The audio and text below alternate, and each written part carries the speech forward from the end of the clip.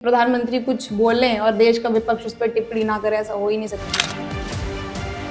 क्या प्रधानमंत्री नरेंद्र मोदी की जो दोस्ती है वो इस काबिल भी नहीं कि देश में जिस चीज की कमी है वो उसको पूरी भी कर पाए? अगर आप वो चीज़ खरीदते हैं जिसकी आपको ज़रूरत नहीं है तो एक दिन आप वो चीज़ बेचते हैं जिसकी आपको सबसे ज़्यादा ज़रूरत है। नमस्कार दर्शकों, स्वागत है आप सभी का हमारे चैनल पर। मैं आपके साथ सोनी चंद्रा।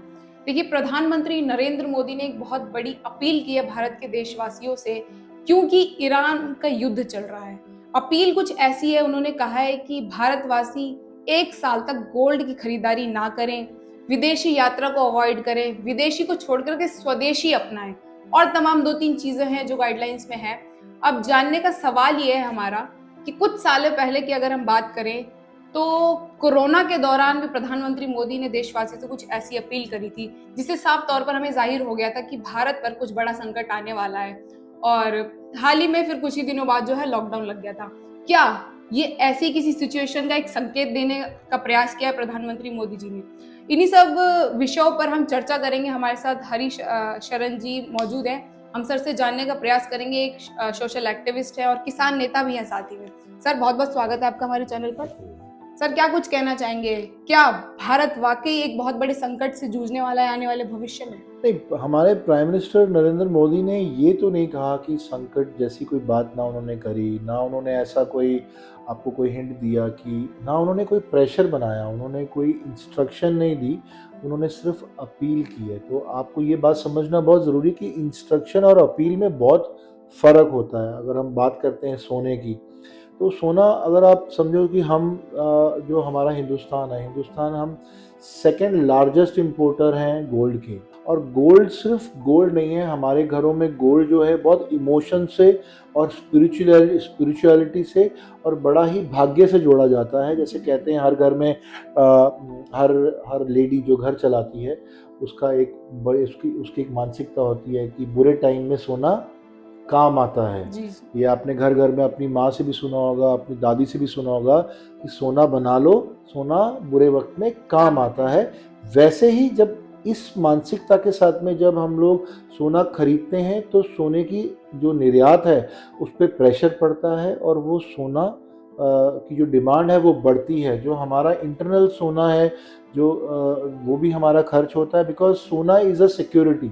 हमारे हिंदुस्तान में जो इस टाइम जो गोल्ड पड़ा है वो हमारी सिक्योरिटी से, हर घर में सोना पड़ा होता है तो वो उसके घर की सिक्योरिटी होती है। जब देश में एक सोना पड़ा है तो वो देश की सिक्योरिटी है।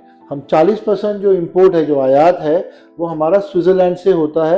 मतलब हम डॉलर्स जो हमारी कलेक्शन है, जो हमारा डॉलर डिपॉजिट हम 40% सोना खरीदने में जो खर्च करते हैं वो हम जब इंपोर्ट करते हैं तो वो ज़्यूरिख को जाता है। तो हमारी अपनी आर्थिक व्यवस्था कमज़ोर होती है, डगमगाती नहीं। हम अपना पैसा खर्च करते हैं। जैसे एक बुरे टाइम के लिए, रेनी सीजन्स के लिए, जब हम कहते हैं ना घर के अंदर कि ये बचा, दादी माँ कैसे बचाती थी, माँ कैसे बचाती थी, चावल के डब्बों में, दाल के डब्बों में। लेकिन क्योंकि ये देश चलाते हैं इसके लिए देश की एक अपनी ट्रेजरी है।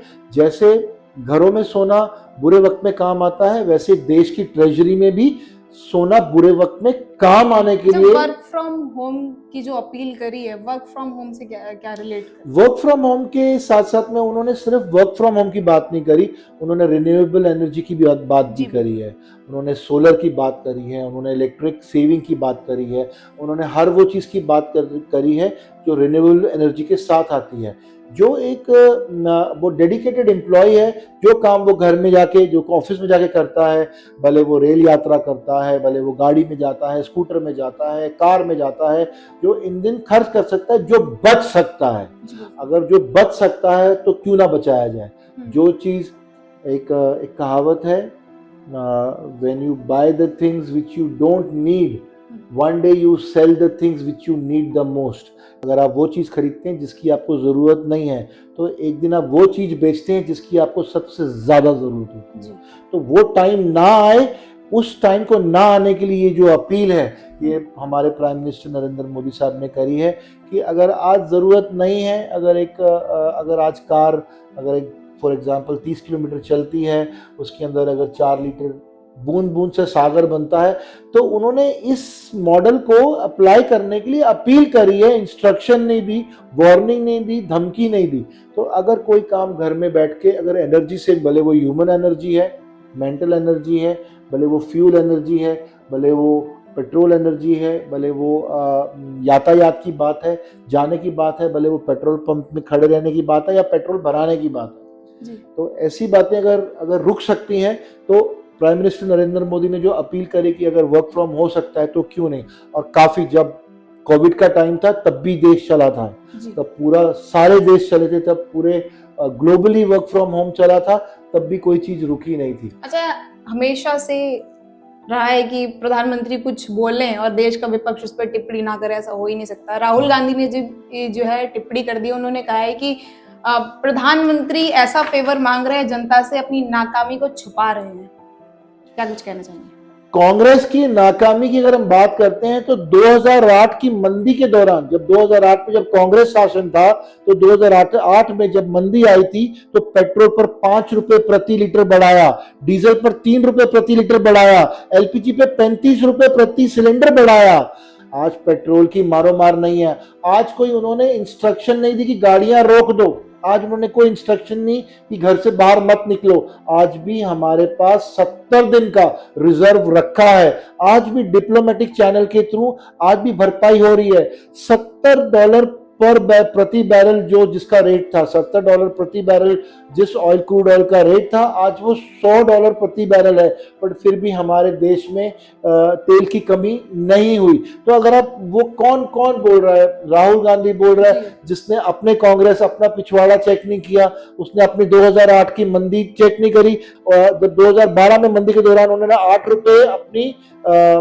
रुपए भी अपनी सरकार से बढ़वाए थे। फिर और बेशर्मी से उन्होंने ये भी कहा, मनमोहन सिंह ने, कि पैसे पेड़ पे नहीं उगते। तो एक प्रधानमंत्री जो अपने देशवासियों को संबोधित करते टाइम ऐसा बोल सकता है, जो शब्दों की मर्यादा ना रख पाए, इतने फ्रस्ट्रेटेड होंगे, कितना प्रेशर होगा उनके ऊपर, जिन्होंने ये कहा कि पैसा पेड़ पे नहीं उगता। सर, देश के प्रधानमंत्री नरेंद्र मोदी इतने विदेश दौरों पर जाते हैं, साथ ही कहते हैं कि हमारे विदेशी ताल्लुकात बहुत अच्छे हैं, हमारे विदेशी रिलेशंस बहुत अच्छे हैं। तो क्या प्रधानमंत्री नरेंद्र मोदी की जो दोस्ती है वो इस काबिल भी नहीं कि देश में जिस चीज की कमी है वो उसको पूरी भी कर पाए? देशवासियों से अपील करने बैठ गए। अगर प्रधानमंत्री नरेंद्र मोदी जिस भी किसी विदेशी टूर पे गए तो वो बहुत पब्लिकाइज थी।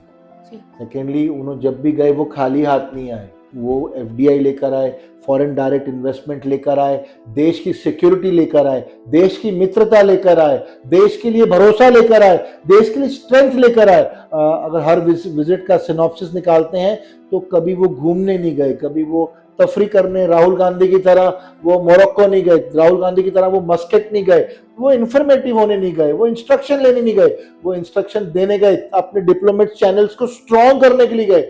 तो ऐसी यात्रा को आप विदेश यात्रा से ज्यादा आप प्रोडक्टिव यात्रा पे क्यों नहीं बात करते? आप उस बात पे क्यों नहीं बात करते कि वो यात्रा डिलीवरेबल है? आज वो उन्होंने जो भी परफॉर्मेंस बेस्ड डिलीवरेबल यात्रा रही है, वो जहां भी गए खाली हाथ नहीं आए।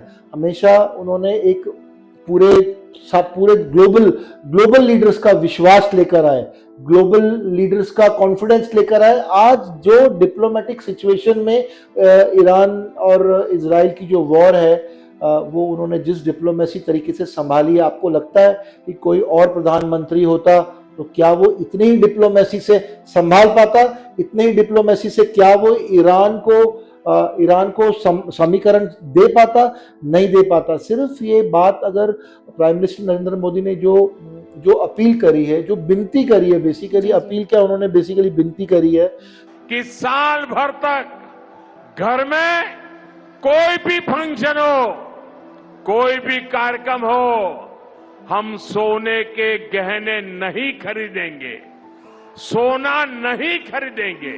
अगर हम बात करते हैं सोने की भी बात करते हैं, 2014 तक देश के खजाने में 557 टन सोना था। आज हमारे देश में 816 टन सोना है। तो सोने में भी बात करते हैं तो सोना भी गंवा नहीं रहे। हमने कोई घर गवाऊ नहीं है। हमारी हमारी सरकार जो है, जो प्रधानमंत्री की जो नरेंद्र मोदी की सरकार है, वो घर गवाऊ नहीं है। 557 से 816 टन सोने का रिजर्व बढ़ा है, तो कुछ ना कुछ कमाया ही तो मतलब होगा। देश की जनता को यहाँ पे पैनिक होने की जरूरत नहीं है, राइट? उन्होंने कभी पैनिक वर्ड यूज भी नहीं करा। मैं फिर बोल रहा हूँ, उन्होंने अपील करी। अगर हम बात करते हैं तेल की, तो स्टेट ऑफ हार्मोज की बात करते हैं। स्टेट ऑफ हार्मोज में अभी तक पूरी तरह से वो ब्लॉक है। एक तरफ से ईरान ने ब्लॉक किया हुआ है, एक तरफ से अमेरिका ने अपना दबदबा बना रखा है। तो इतनी 2 महीने की इतनी टाइट सिचुएशन के बाद भी हमारे यहाँ तेल की कमी नहीं है। अगर आपने देखा होगा, आप भी बाहर घूमती हैं, जाती हैं, आती हैं, आप भी ऑफिस जाती हैं, हमारे यहाँ तेल की मारो मार नहीं जैसे बाकी देशों में है। जैसे बाकी देशों में पेट्रोल पंप्स बंद कर दिए गए हैं, पेट्रोल पंप, बच्चों के स्कूल बंद कर दिए गए हैं, बहुत सारे देशों में बहुत हाहाकार है। लेकिन हमारे देश में आज भी तेल उतना ही पर्याप्त अवेलेबल है जितना देश चलाने की ज़रूरी है। इसका क्या मतलब है? इसका मतलब ये, आज भी जो संबंध, जो रशिया के साथ जो संबंध है, वो बड़े समीकरण वाले और बड़े ही डिप्लोमेटिक संबंध है, और उसके तहत भी अगर हमारे पास तेल आ रहा, आज भी हमारे पास तेल की कोई कमी नहीं है। ऐसे ही थोड़ी कि 2 ट्रिलियन डॉलर से देश को 4 ट्रिलियन डॉलर तक अगर लेकर आए, 2014 से 2026 तक का जो सफर है, तो वो ऐसे नहीं आया होगा। क्या वो विदेश यात्रा अगर उन्होंने करी होगी, तो उसके ये जो 2 ट्रिलियन डॉलर से 4 ट्रिलियन डॉलर के पीछे बहुत सारी विदेश यात्राओं का भी हाथ रहा होगा। चलिए, बहुत बहुत धन्यवाद। तो सर से हमने जानने का प्रयास किया, सर की भी बातों से हमें यही पता चल रहा है कि प्रधानमंत्री मोदी ने जो कुछ भी अपील करी है, वो केवल अपील है, ताकि भारत के आने वाला भविष्य ज्यादा कठिन ना हो।